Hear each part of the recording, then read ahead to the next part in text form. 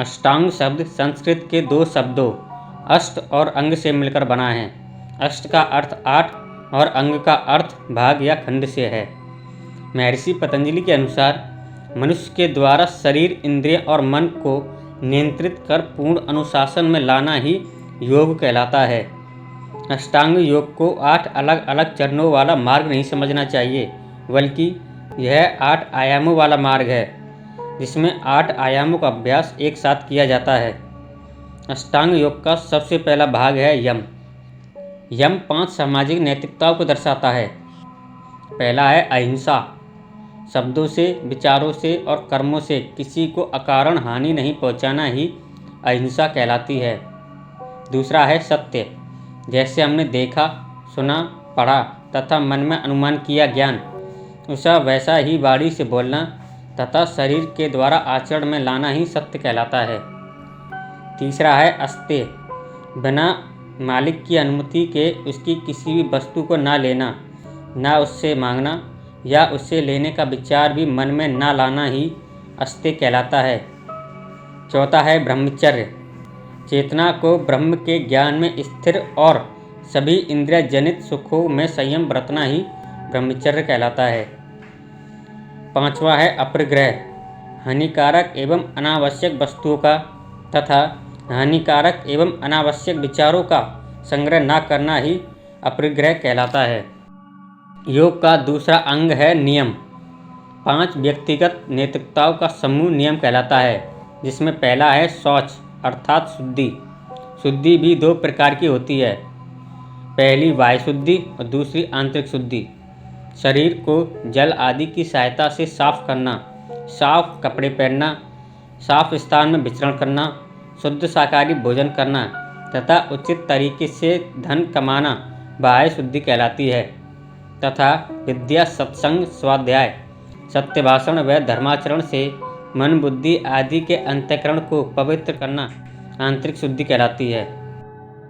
दूसरा है संतोष। आपके पास जो भी जितनी मात्रा में उपलब्ध हो तथा अधिक की इच्छा ना रखना ही संतोष कहलाता है।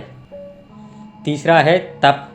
धर्म के अनुसार उत्तम कर्म करते हुए भूख, प्यास, सर्दी, गर्मी, हानि, लाभ, मान, अपमान आदि द्वंद्वों को प्रसन्नतापूर्वक सहन करना तप कहलाता है। चौथा है स्वाध्याय।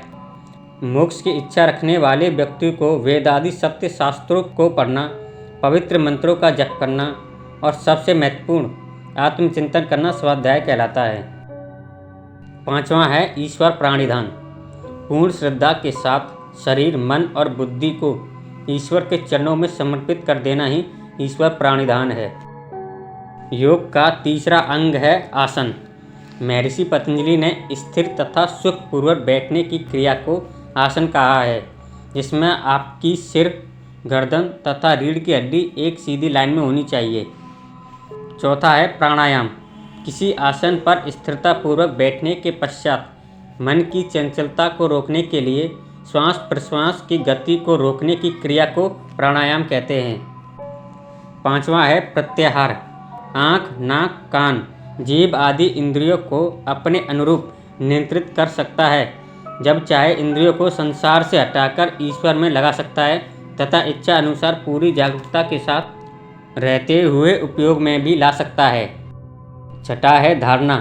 अपनी इंद्रियों तथा मन को नियंत्रित कर कुछ समय के लिए एक ही स्थान या विषय में लगाए रखने को धारणा कहते हैं। सातवां है ध्यान।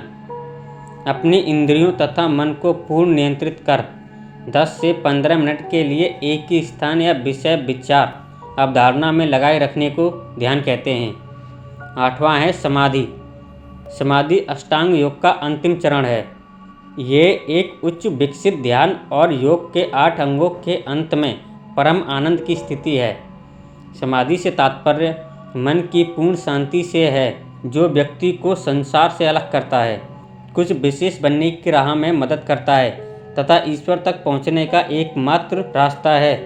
ये तभी संभव है जब आप पूर्ण ध्यान सिद्ध होने के बाद समाधि में प्रवेश करेंगे। धन्यवाद। प्रवेश करेंगे। धन्यवाद। ध्यान सिद्ध होने के बाद समाधि में प्रवेश करेंगे। धन्यवाद। संभव है जब आप पूर्ण ध्यान सिद्ध होने के बाद समाधि में प्रवेश करेंगे। धन्यवाद। धन्यवाद।